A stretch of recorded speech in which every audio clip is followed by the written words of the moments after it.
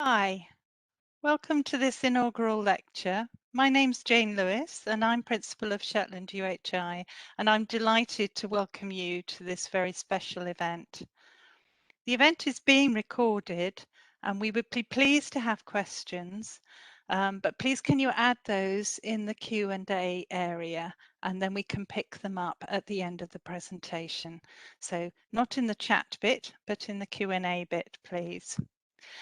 I'm really sorry that we've had a few technical difficulties getting this together, but we should be good to go now. And I'd like to introduce you to Professor Philomena de Lima, who is Director of the Centre of Remote and Rural Studies, who's based at Inverness College, and she will be introducing our speaker today, Philomena.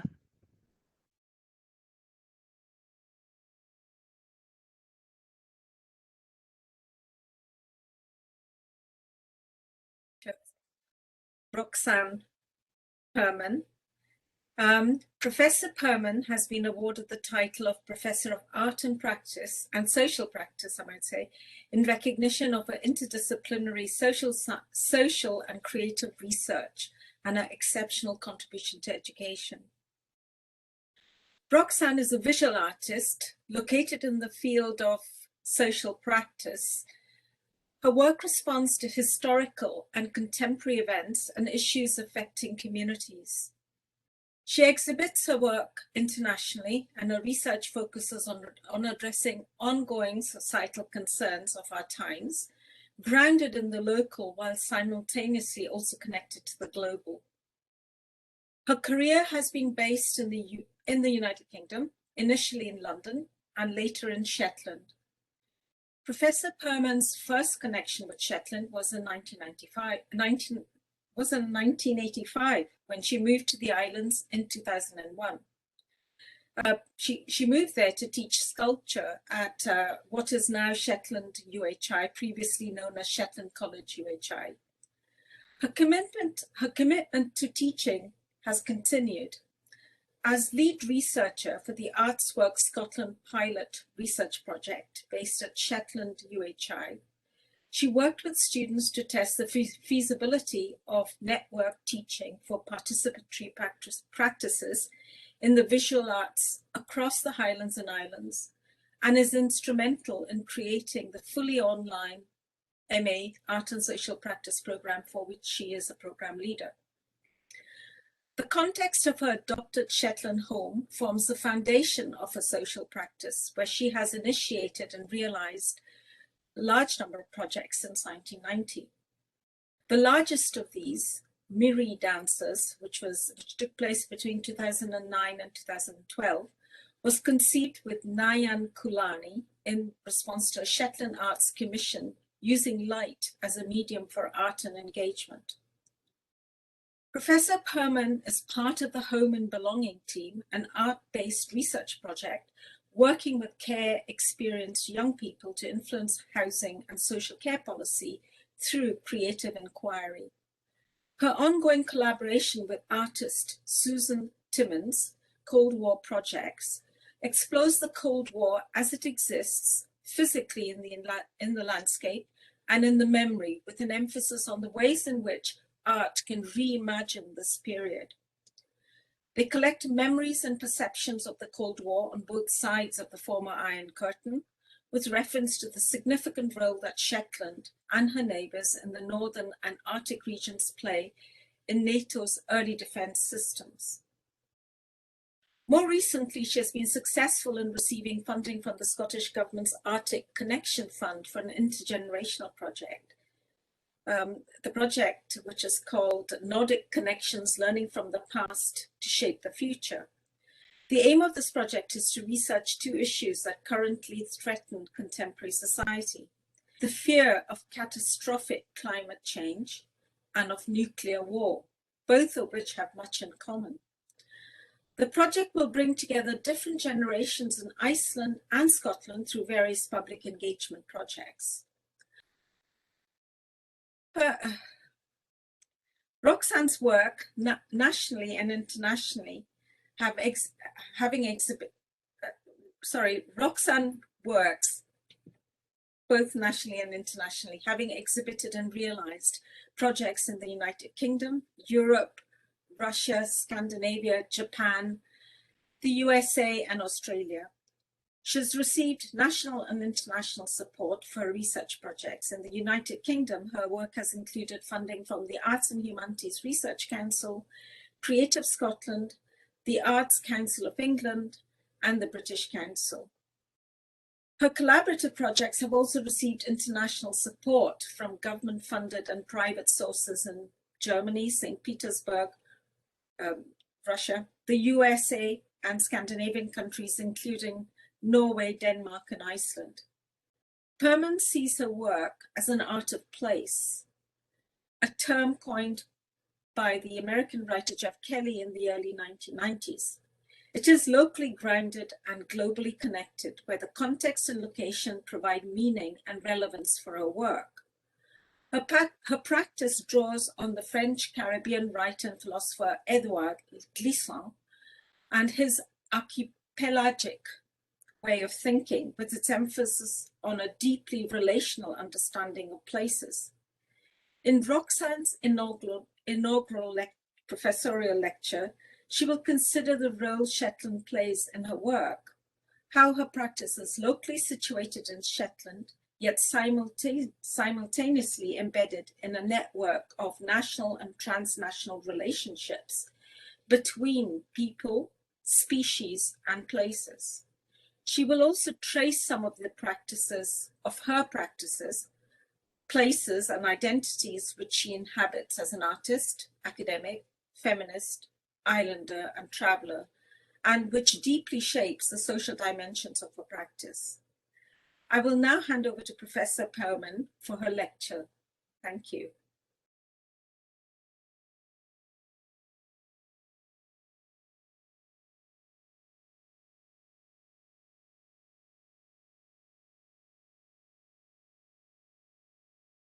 Okay, I think this means it's time for me to go. Yes.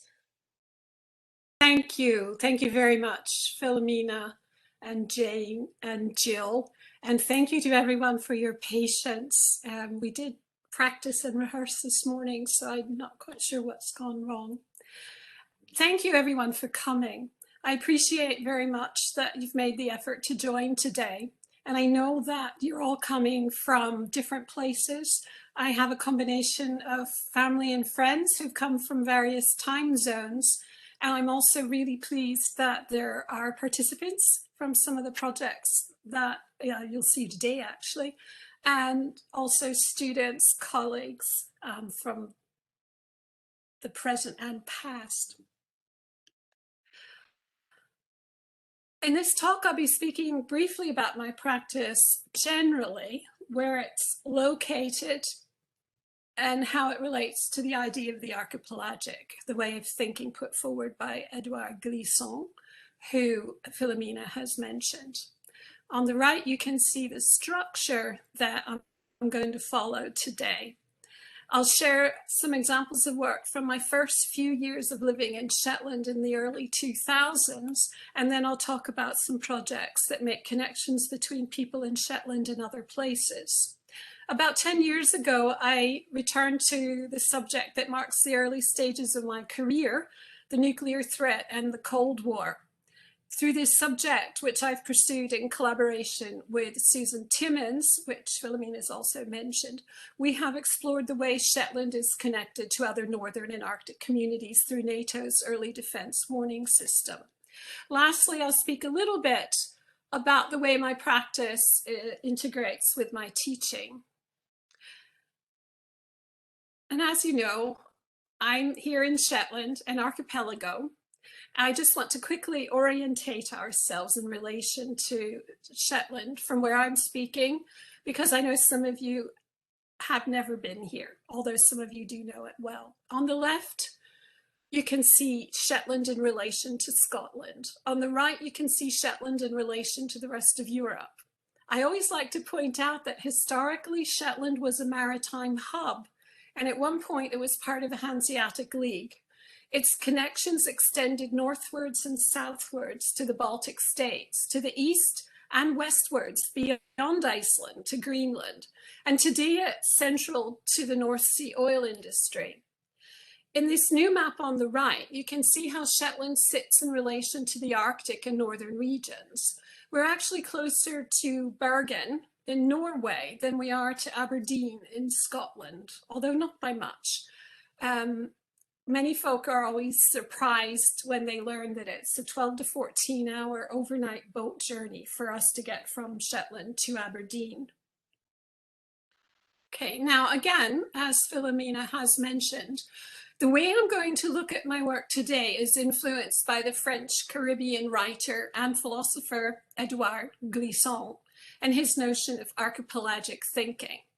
This way of thinking enables me to consider my practice as an ongoing process where there is a boundless ongoingness. And this is a description I've borrowed from the Swedish artist Katja Aglert. And this means that all the people, events, and artworks within each project form part of a whole where the ongoing relations among them are equally as important as any individual parts. Now, in this slide, you can see some examples of projects from my practice throughout my career. In this talk, this talk is part of an ongoing exercise in which I'm trying to question how to rethink my practice, how to reposition it as a feminist artist, a researcher and educator, where I'm working in worlds that are dominated by patriarchal and colonial systems. An archipelagic way of thinking enables me to make sense of these perspectives and identities. So, before we go any further, I want to talk a little bit about the archipelagic and try to help you understand how I see my work in relation to the notion of the archipelagic. The starting point for my work is place, and it relates to Glissant's notion of particularities of place, as he calls it, our roots, our grounding. As he suggests, we enter the world from a place and we carry this place with us, with the local as the precondition for interacting with the world at large. And while Shetland lies at the center of my practice, it embraces many cultures, interrelations, and overlaps, which I hope you'll be able to see in this talk. I tend to immerse myself in places that I know well, or once I've been introduced to a new place, I return to it repeatedly. As with Shetland, where I now live, and Russia, which I know very well. I speak Russian, I lived there in the 1970s, and I visited it many times. I like to believe, I hope that my practice is open and inclusive. My work is defined by connection, which is the main point of my talk today. And very importantly, my work is relational. And by relational, I mean that I work in relation to others and I encourage encounters between people. And these happen in various ways. Often I set up situations where people can come together. One experience leads to another, creating a fluidity between projects, which often leads to work taking place over a very long period of time. In this relational process, we almost always encounter generosity among those who take part. My practice embraces uncertainty and inconclusiveness, qualities in step with Glissant's view of the world as a place of ambiguity. And each project begins as a process of inquiry, and it becomes a journey of discoveries. I don't know where a project will take me or how it will end. So, I want to start with projects. Living and working on an island impacts not only on the way you live, but also your attitudes and perceptions of yourself and your work in relation to the rest of the world. Making connections is important, and islanders have always used the sea to link with the rest of the world. The sea not being a barrier, but a means of approach and access, giving a certain freedom of connection. And while my work is based in Shetland, it is simultaneously involved in a network of relationships elsewhere. I feel part of networks that include practitioners, artists, students, academics, specialists in diverse disciplines. All of these folk have played a role in shaping my practice, whether it's as a collaborative partner or a participant, or sometimes as a critical friend. Unsurprisingly, my practice became increasingly relational the longer I've lived in Shetland. Importantly, I have established connections prior to moving here, and that came about through regular visits over about 15 years. And while I had worked with people in various kinds of participatory ways before I moved to Shetland, the context of this island community quickly became central. A number of early projects, which you can see here, and these enabled me to begin working within the community soon after I came to live in Shetland. Each project used digital technologies, including photography, animation, sound, and moving image. All of the projects use the internet, thus connecting with people who live beyond Shetland. I worked with young people in all of these projects, initially outside school times, then in 4 different primary schools. I quickly learned that by working with young people, I became involved with their families and friends. I became part of a network of new connections. Each project rolled on to the next, building on and expanding aspects of the previous project in many ways, from factors that were easy to see, such as practical skills or subject matter, the kinds of people I was working with, and the participants, to more ephemeral benefits, such as building relationships, trust, confidence, esteem. Shetland was always the subject of the work. Shetland's cold waters and Fishtastic use the subsea world, and this theme is implicitly linked to the archipelagic. We produced a website with Aberdeen-based web designer Ian Morrison for Shetland's cold waters, which showed the Shetland subsea marine and coastal environment and its relationship with an impact on the people living on the islands from the perspective of the young. This project encouraged me to build connections into projects using collaborative partnerships, the internet, and real-life meetings for sharing and learning. The project was actually one of 10 digital art projects aimed at young people aged 12 to 16, and it was commissioned nationally by Scottish Natural Heritage to explore the marine environment, specifically using digital technology. They organized for the young people to meet each other from the 10 different projects, and we were able to go to Orkney and Glasgow and meet young people there. Fishtastic, and you can see some of the drawings that the young people made. Unfortunately, I can't show you the animations. This is the name of the website created by the participants in the project, and we called it the Scalloway Moving Image Project. The project expanded on all aspects of Shetland's cold waters, combining art, science, and technology to enable a multidisciplinary team of visual artists, writers, marine scientists, and web developers to work with pupils at Scalloway Junior High School. We taught the pupils how to use Adobe Flash software to create 9 animations for the internet. The Sonic Postcards project was made possible through a combination of the skills gained and links established through these preceding 2 projects. Unlike these projects, it was designed from the start to be interconnected. It was a UK-wide project organized by the Sonic Arts Network and involved a series of hyper-local investigations.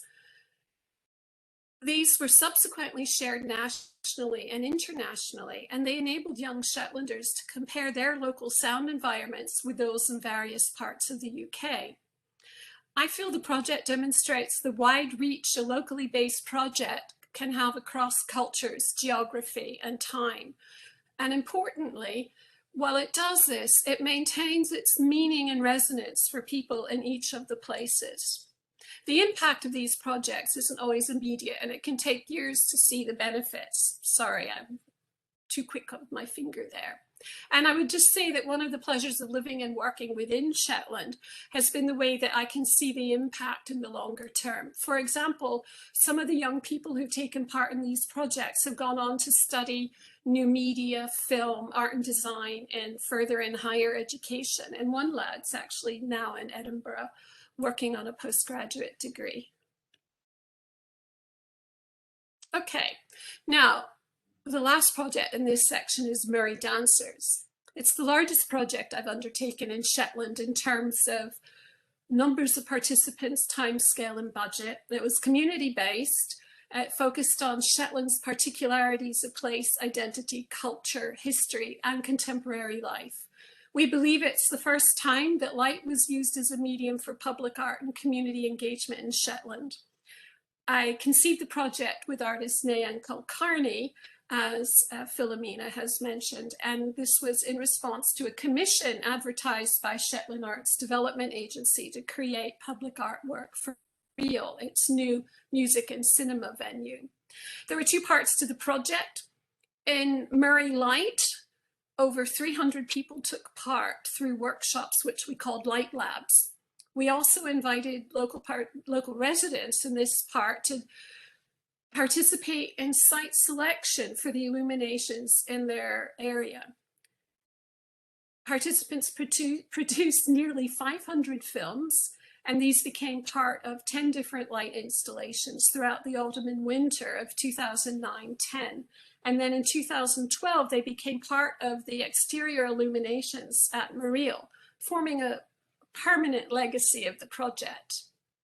In the second part of the project, Murray Lace, which I'll talk a wee bit about a little bit further on, we worked with 23 of Shetland's lace knitters, some of whom I'm really pleased to say were students on our contemporary textiles course. And we had an exhibition of their work in progress as we worked through the project. And again, their work, 17 of their works are now at Mariel, inside and outside, some of which you can see here. The archipelagic qualities of openness, diversity, and connectedness are embedded in Murray Dancers. Openness and inclusion were fundamental. We actively involve people from all generations to work together, inviting everyone in Shetland to get involved. Groups were based on geographical location rather than special interest or age. The cross-generational composition of the group of knitters, for instance, was significant, especially in facilitating experimentation and sharing skills. The project brought deep focus to the particularities of place that are distinct to different parts of Shetland. The temporary illuminations brought new attention to familiar landmarks and prompted people to think about the familiar in a new way. They generated a sense of community ownership. The difference between the communities inspired distinct approaches and affected ways participants engaged with their illumination. And the project enabled the people in each area to engage with their places in new ways. And many participants held a different view of their area following their experience of the project. So back to Murray Lace. It brought a fresh eye to our view of Shetland's cultural heritage in lace knitting. It tested the relationship between intimate and monumental contexts for knitting alongside the fusion of traditional craft with new technologies. Our work for Murray Lace was focused in Lace Labs, a contemporary take on Shetland's traditional mackin and yakkin, or knitting and chatting. Murray lace knitters worked individually to produce small lace pieces, but then they came together to test them in light projections in our lace labs. And while many people knew each other, some were even related, the project offered them a chance to come together, and me too, as a group with a different and unique purpose. In Murray Dancers, we viewed our work with participants in a way that echoes Glissant's ideas about interrelationship and interconnectedness. Interest and anticipation increased as the project progressed. It was often facilitated by word of mouth. And engagement through sharing and exchange of skills, ideas, and experience took place in all parts of Murray Dancers, gaining momentum and growing as it progressed. And some people took part in more than one activity or stage of the project. Communities felt a sense of pride in their illuminations, talked about them, and shared their knowledge of the site and opinions, which I feel reflected their sense of connection to the project. School children shared with their family and friends what they learnt during the light labs we ran in schools. And it was wonderful to see participants attend the light up at Mariel in 2012. It created a kind of reunion for everyone.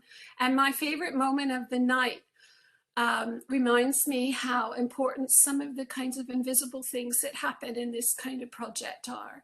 In this case, it was the news that one of our knitters, Jeanette Henry's granddaughter, wanted to learn how to knit Shetland lace.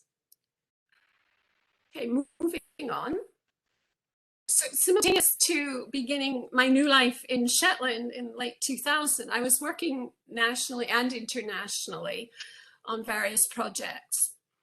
The Shetland projects during the early 2000s not only fostered connections with other places, as in Shetland's Cold Waters and the Sonic Postcards project, but importantly, they provided precedent for employing a combination of internet and local activity across more than one place.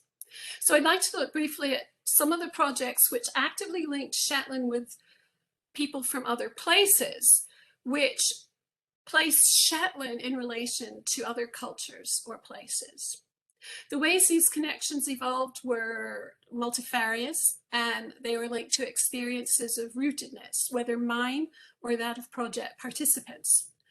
They reflect the interrelatedness, fluidity, and openness that is characteristic of an archipelagic way of thinking, and created possibilities to reimagine our places and cultures within a wider world, comparing and contrasting and finding commonalities and differences between us.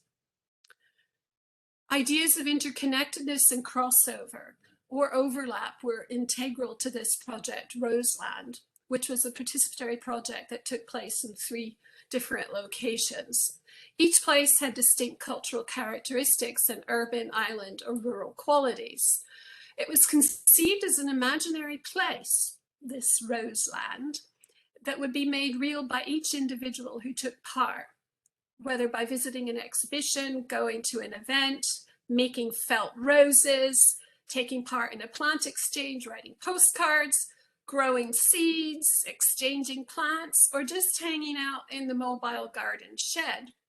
The work acquired different emphases and forms in each place. And at one level, the work in each location was linked through ideas of the garden. And I used elements linked to gardens and gardening to help achieve this experience. All elements, however, combine to form a connectedness between places by sharing common qualities of experience and materiality. Various forms of correspondence and communication help to facilitate links in and between the locations. So there was a Roseland newsletter, a weblog, and I used a pink carpet, which you can see on the right there, in every place. I even made postcards with a carpet at the end of the project.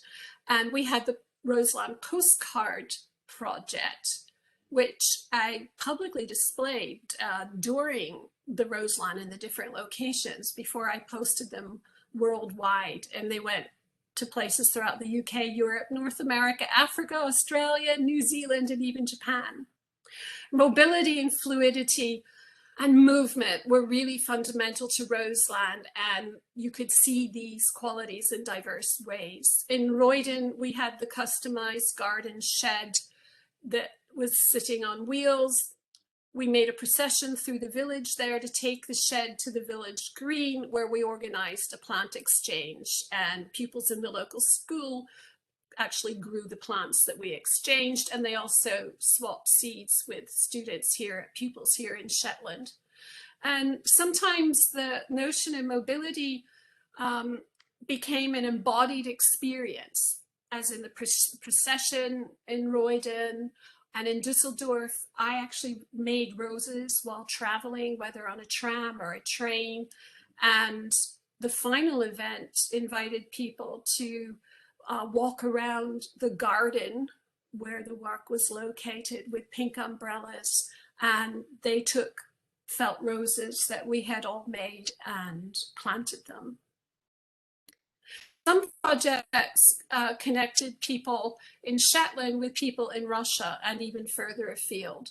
Domestic Dialogues, which I co-created with Susan Timmins, linked people in Shetland and St. Petersburg, Russia, through gift giving and exchange. We used the title of the International Biennale of Contemporary Art, for which we were invited to participate, dialogi, or dialogues, as our premise to create dialogue between people in Shetland and St. Petersburg. We used the process of making pink felt roses and cards on the subject of laundry as a means to bring people together through gift giving and exchange. A daily weblog, which we wrote during the exhibition, offered additional connection between participants in each location. The geographical contexts, not surprisingly, presented very different cultural representations and imaginings, with concrete storytelling and specific memories of events and description of laundry practices in Shetland. In St. Petersburg, participants' contributions were more philosophical and evoked the imaginary interpretation of the process of laundering. The project comprised 3 events that took place sequentially over a period of about 1 month, and it was facilitated by the fact that we were able to travel to Russia so we could be in both locations. It started and ended in Shetland, and happily some of the participants from Shetland and Russia actually had extended communication after this period. Swap Shots is the last project in this section, and then I just have the Cold War and a little bit about our MA program. So Swap Shots was a mobile film exchange, which I created for the 7th International Festival of Experimental Art at the Manège Central Exhibition Hall in St. Petersburg, Russia. Same place where we had Domestic Dialogues exhibited. It generated multiple layers of interrelated creative engagement and exchange across a variety of national and political contexts, urban and rural cultures, and also generations. Over 30 people took part. They made 140 films altogether. Shetland acted as the grounding point for the project, but 1/3 of the participants were based in Shetland, with the others living in a lot of different countries: Australia, China, England, Germany, India, Netherlands, Norway, Russia, Scotland, and the United States. Everyone made 6-second films, which they sent to my mobile film, and which I in turn shared with everyone else. I also made a compilation film on a daily basis, which I exhibited in the gallery on a very tiny projector, which you can see on the left there. The final film was also exhibited here in Shetland and in Denmark. Just want to say that I've employed this approach and actually called other projects Swap Shots. And we've just done this with Home and Belonging, the research project that I'm a part of here in Shetland that Philomena talked about. And you'll be able to see the films if you're here in Shetland in our show at the museum in February. Just one last point. The ongoing process where participants made new films in response to those made by others was really key to the project. And it meant the complexity of interconnectedness increased as more film made and each participant saw the other participants' films. So the multiplicity of place-based contexts became more apparent over time, as participants really did seem keen to show their place, whether it was a mundane event, everyday scenes, or something that was very unique to their location.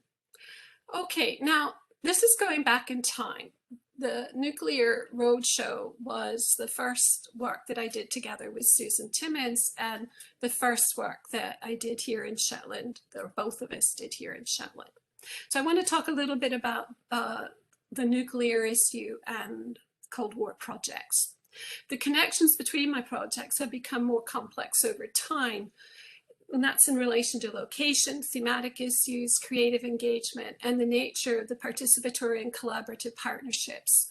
Cold War Projects is grounded in Shetland, but expands across different cultural and political borders, exchanging memories, knowledge, and perceptions of the nuclear era by connecting communities in the Northern and Arctic region, who, like Shetland, as you should all know well by now, played an important strategic role by hosting NATO's early warning defense system.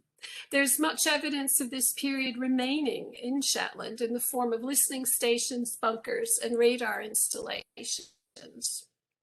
Cold War Projects links my collaboration with Shetland-based artist Susan Timmins and my involvement in the international network Arctic Sustainable Art and Design, and thus Shetland in turn with its neighbors in the Northern and Arctic region through our creative work.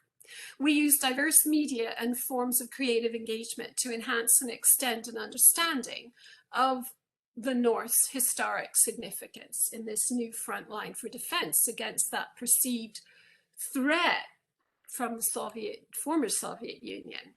The evolution of Cold War Projects has followed a pattern similar to my practice from the early 2000s. It's grounded in Shetland, where we began investigating the legacy of the Cold War as it exists both physically in the landscape and in memory.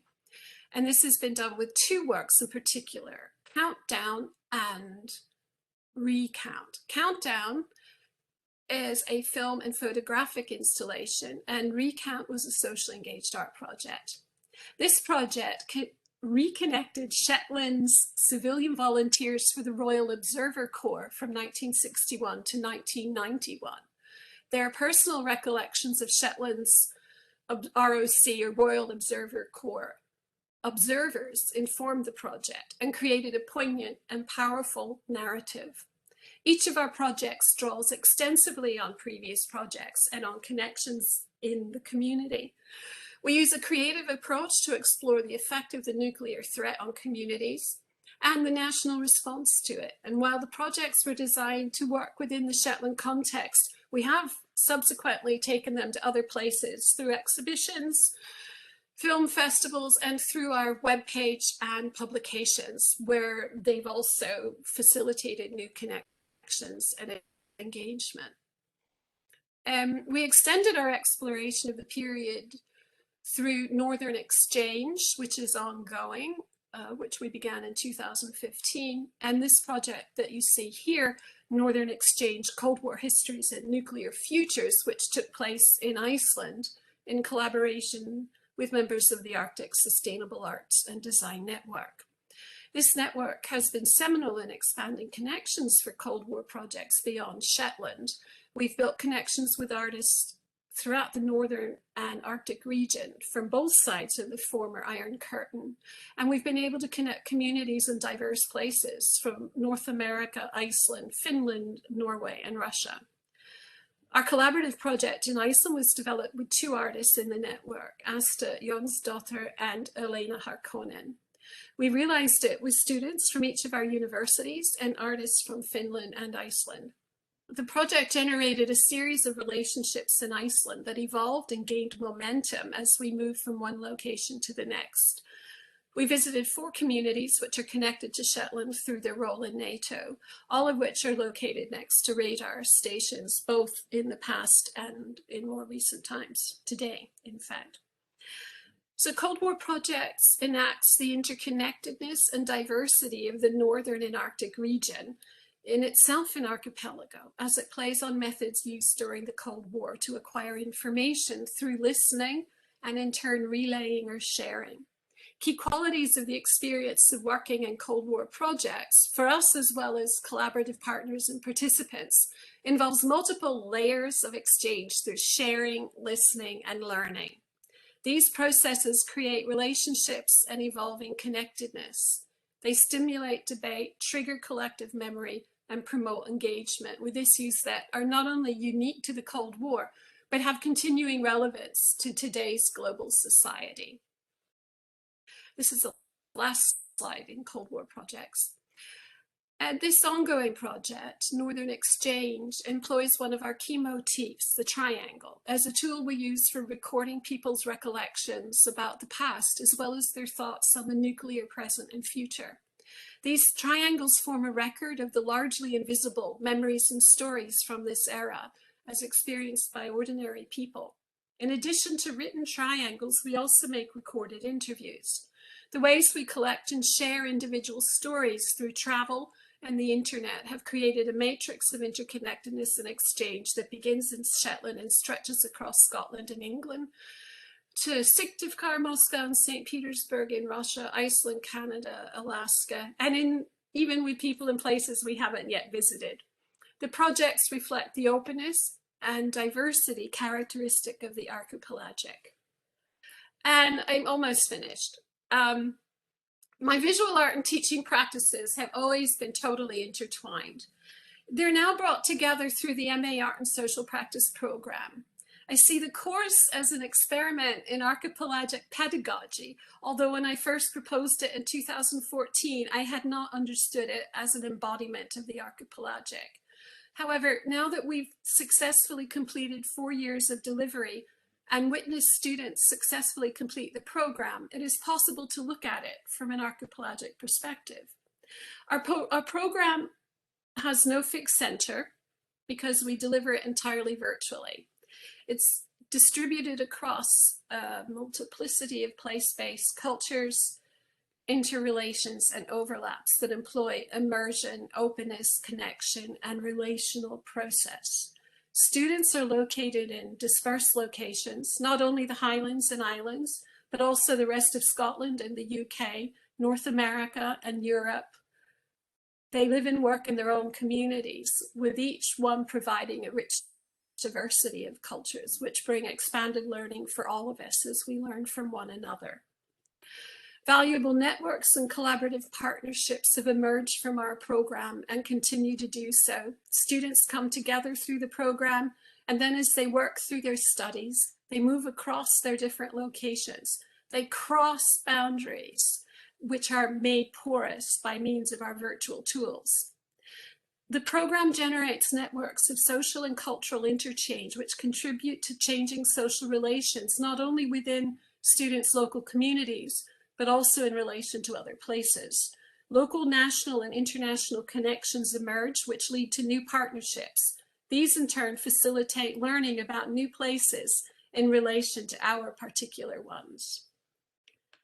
And this is my last slide, almost. The philosophy and approach of the program is deeply integral to my art practice and my research.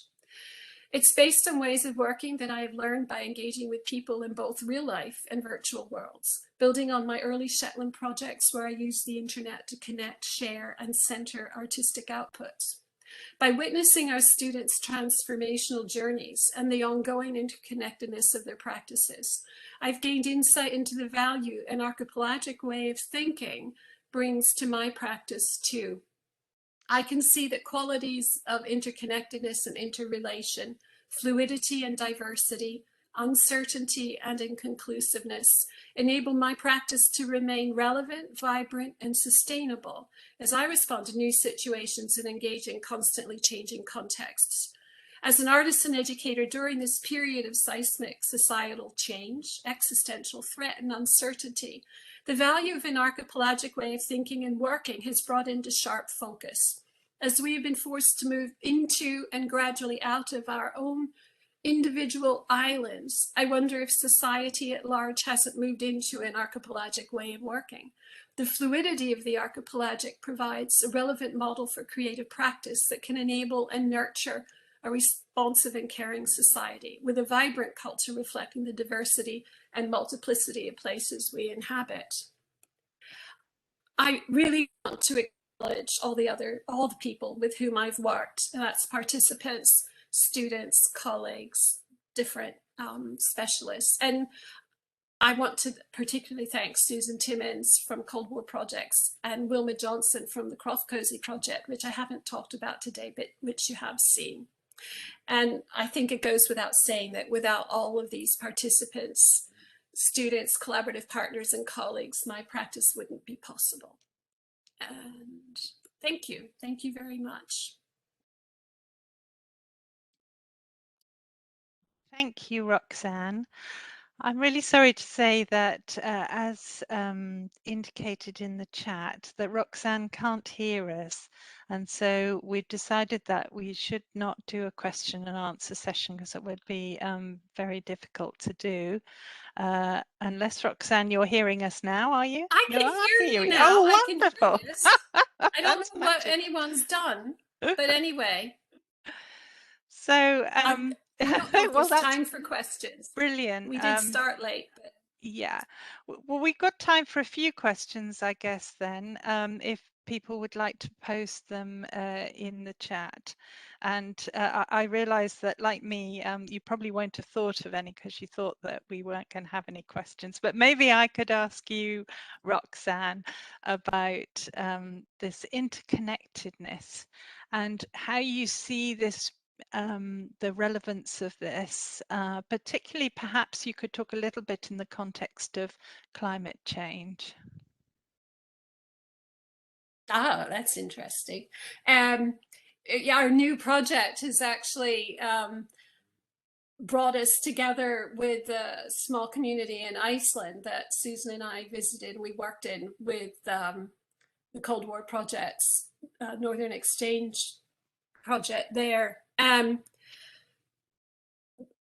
I think that we need to come together. You know, I think that we're not going to successfully tackle climate change unless we talk with each other from places that are different from our own. And we're hoping that with that project, the creative engagement that we're going to generate and the dialogues that we're going to hopefully trigger and then share with each other on the theme of climate change and also threat. I mean, we're looking at ways in which creative engagement, for instance, or artistic engagement can help diminish our worries about the threat and help us perhaps generate imaginative approaches to try to tackle and solve.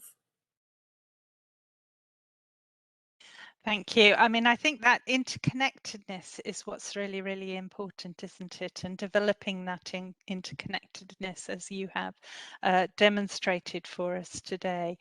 I'm afraid I don't see any other questions in the chat at the moment. So, and given the timing of this, perhaps we will wrap up. But I'm sure Roxane would be happy to receive your questions separate to this session, because I know that engagement would be, she would value that engagement as well.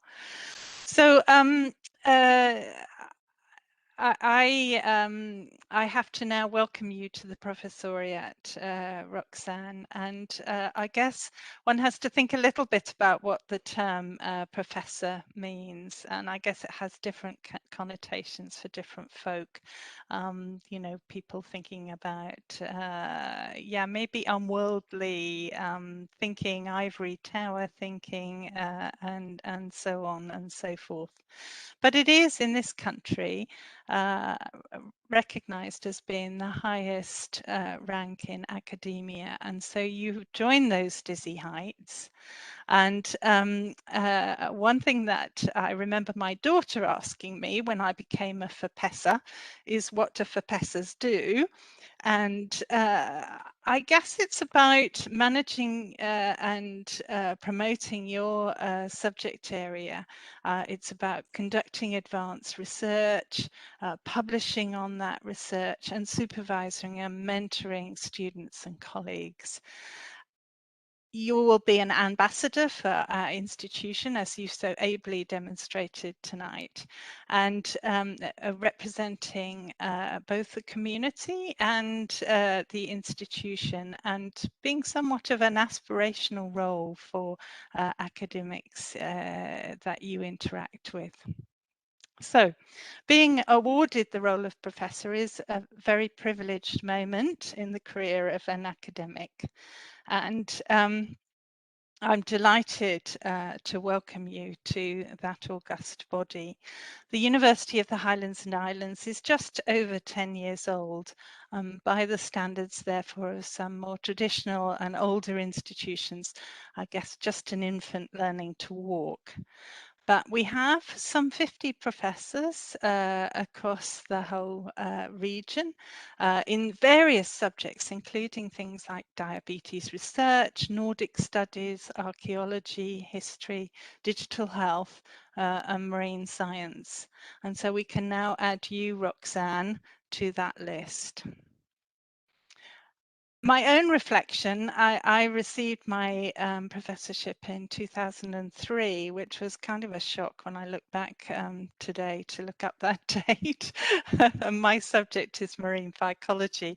And for me, I'm now working in one of the most ideal places in the world to study that subject. In Shetland, we are surrounded by the sea, as you say, and that is very much where my interests take me. Throughout my academic career, I've been privileged to pursue my passion for marine science, and I guess you've been able to pursue your passion for art and social practice. So my experience as a professor is one of huge pleasure for the opportunities it's provided me with. And for me, it's particularly special for the opportunity to mentor and help support colleagues and students to achieve what they can achieve. So I'm sure that our new Professor of Arts and Social Practice will also have a hugely rewarding experience in her new role. And I hope that you will join me in welcoming to the Professoriate of the University of the Highlands and Islands, Professor Roxane Permar.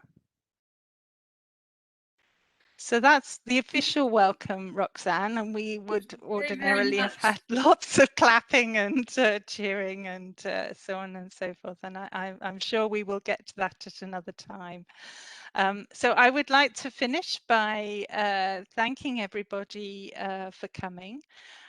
For saying that this lecture will be available on YouTube in the next couple of weeks, and highlighting to you that our next event is the foundation meeting tomorrow.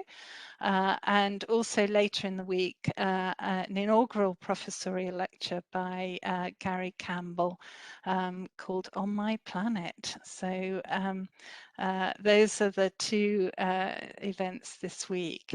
Details of our other events are available at www.uhi.ac.uk, and if you check out our events pages. So I'd like to thank you all for coming tonight and welcoming Roxane to the Professoriate. Many thanks. Thank you, everyone.